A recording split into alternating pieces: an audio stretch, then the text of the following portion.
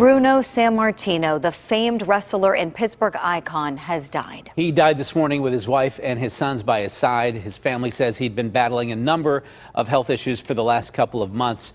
Rick Dayton has a look at his life. Wrestling champion Bruno Sammartino appeared at Madison Square Garden 211 times. 188 times the appearances were sold out. It is still more than any man before or after his time. He was big-time wrestling, but it wasn't always that way. When I came in this country, you know the story, I was a human skeleton, 14 years old, 83, 84 pounds. I experienced bullying because I couldn't speak the language, and kids used to, you know how kids can be. That was 1950, shortly after the family was reunited in Pittsburgh, where his father found work. Sammartino's physique changed quickly. By 1959, the son of Italian immigrants was the world's strongest man. He set the record for the bench press. In 1963, he became the second WWF champion, a belt he wore for the next 8 years.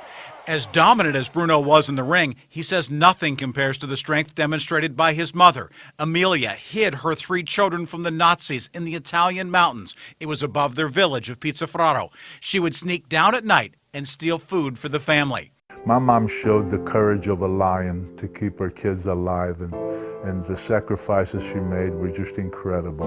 I don't know if I would have been man enough to have done what she did. He was outspoken against steroid use by athletes, but it changed in 2013 when the WWE made significant changes to its drug policy.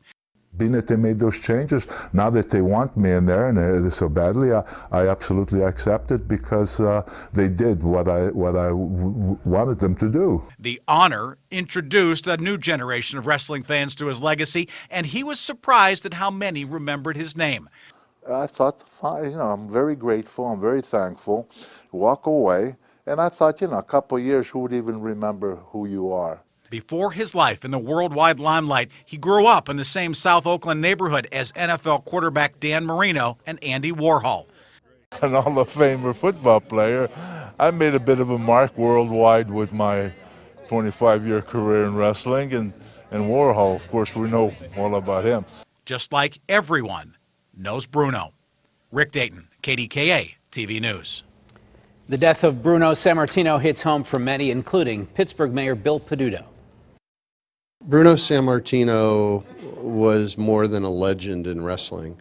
To so many of us growing up, I mean, my memories of watching him wrestle every Saturday with my grandfather down in the basement of our house and getting the opportunity to know him was one of the greatest joys that I've had in life. More condolences from Allegheny County Executive Rich Fitzgerald. He said, quote, "This is a great loss for those of us who are of a certain age, who remember his accomplishments and achievements in the ring. Bruno always made us proud that he was from Pittsburgh."